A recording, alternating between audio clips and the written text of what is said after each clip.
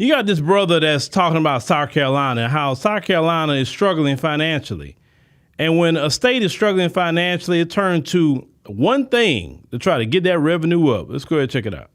To be honest, the only thing that draws people to South Carolina, and I'm from South Carolina, is Myrtle Beach. We don't have any entertainment and sports. What does that mean? In LA, we have the Lakers. In Charlotte, people come from South Carolina to North Carolina to spend money on the Carolina Panthers. I realize there's not a lot of sports and entertainment, and sports and entertainment makes money for the city. So there's two checks that South Carolina's getting, in my words. They get money from prisons, 27,500 inmates in this state, 68% Afro-American males. The second check that South Carolina gets is the lottery tickets. You all passed the lottery before North Carolina. And that's the only true money that comes into the state. So when I find states that's struggling financially, the ultimate goal is to lock people up, be it probation. South Carolina, in my hometown, York County, they charge you for an ankle monitor. Charlotte gives it to you for free. Why is that?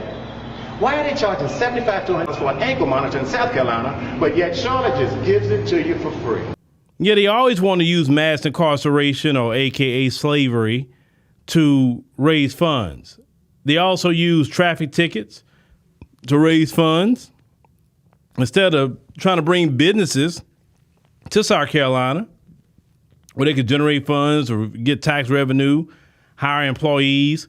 No, it's so much easier. It's so much easier to lock somebody up in prison. And he said that the majority of the population in South Carolina locked up are black men, which doesn't surprise me one bit. And then they have private prisons, which should never have been allowed, is private prisons.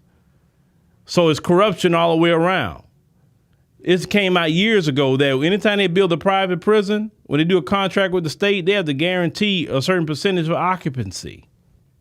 Yeah. Now you may say, well, how can they guarantee a certain percentage of occupancy at a private prison? Prison should never be private. It should be the state or the federal government. That's it. Because you got a private prison, they can do all kind of atrocities to a lot of these brothers. And he said putting people on probation, and you have to pay for probation constantly, every month, to draw more revenue for the city. Make these people get a job instead of sitting up here trying to lock people up. Bring businesses in instead of locking people up. That's why I tell black folks, you got to be careful out here because these people are desperate.